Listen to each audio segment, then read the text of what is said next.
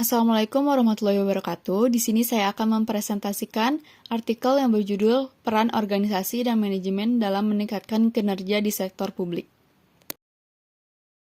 Sektor publik menghadapi tantangan besar dalam memberikan layanan masyarakat yang efektif dan efisien di era globalisasi dan kompleksitas sosial yang semakin meningkat. Untuk mencapai tujuan tersebut, kinerja layanan publik tidak hanya diukur dari seberapa cepat dan tepat layanan diberikan, tetapi juga dari kualitas layanan dan tingkat kepuasan masyarakat terhadapnya. Struktur organisasi yang jelas dan komunikasi terbuka dapat meningkatkan kinerja layanan publik dengan meningkatkan responsivitas dan efisiensi dalam pengambilan keputusan. Sebaliknya, struktur organisasi yang kompleks dan birokratis dapat menghambat pelayanan yang memuaskan. Selain struktur organisasi, manajemen yang visioner dan berpengalaman penting dalam membangun budaya organisasi yang inovatif dan berkualitas. Pelatihan staf adalah kunci untuk membekali mereka dengan keterampilan yang diperlukan dalam pelayanan publik yang lebih baik.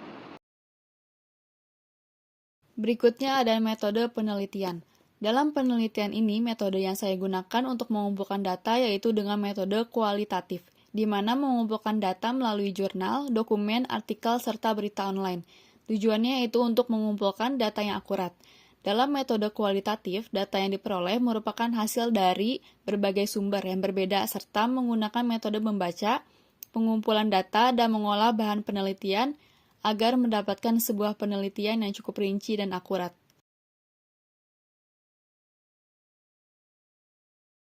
Analisis tentang praktik manajemen, struktur organisasi, dan penggunaan teknologi informasi menunjukkan kemajuan dalam upaya meningkatkan kinerja layanan publik.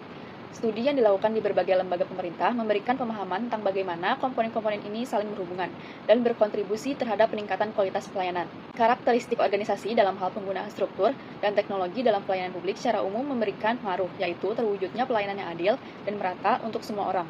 Sebagai publik, semua orang harus mendapatkan pelayanan yang adil tanpa diskriminasi, dan semua orang yang pengurus layanan administrasi harus mendapatkan pelayanan yang merata. Berikut merupakan hasil dan pembahasan dalam artikel ini. Yang pertama adalah struktur organisasi yang jelas. Menurut penelitian, struktur organisasi yang jelas mempengaruhi pelayanan yang diberikan. Sistem desentralisasi memungkinkan respon yang lebih cepat terhadap kebutuhan masyarakat. Contoh, Dinas Pendidikan Kota X memperbolehkan kepala sekolah mengambil keputusan sendiri, meningkatkan responsivitas terhadap masalah pendidikan. Sebaliknya, birokrasi yang ketat dapat menghambat pelayanan, seperti dalam Dinas Kependudukan dan Pencatatan Sipil, meringankan prosedur meningkatkan kepuasan masyarakat. Yang kedua adalah praktik manajemen yang proaktif. Meningkatkan kinerja layanan publik melalui manajemen proaktif dan meningkatkan efektif. Contohnya, manajer kesehatan yang melibatkan karyawan dalam pengambilan keputusan membuat tim merasa lebih bertanggung jawab dan berkomitmen. Pelatihan berkelanjutan meningkatkan pengetahuan dan keterampilan pegawai untuk memberikan layanan yang lebih baik. Evaluasi kinerja rutin dan umpan balik konstruktif membantu perbaikan. Sistem reward dan punishment dapat meningkatkan komitmen karyawan pada pekerjaan.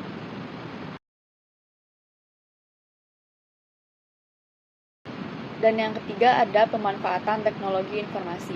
Instansi publik memperlihatkan peningkatan kinerja berkat teknologi.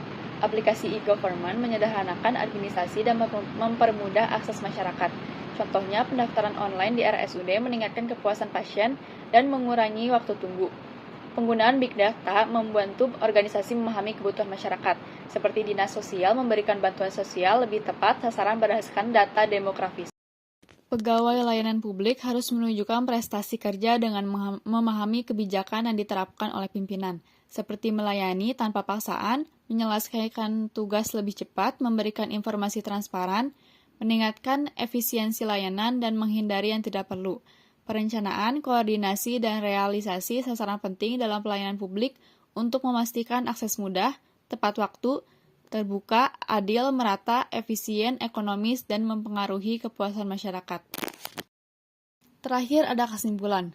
Berdasarkan hasil dan pembahasan tersebut, dapat saya simpulkan bahwa peran organisasi dan manajemen sangatlah penting dalam meningkatkan kinerja pelayanan publik.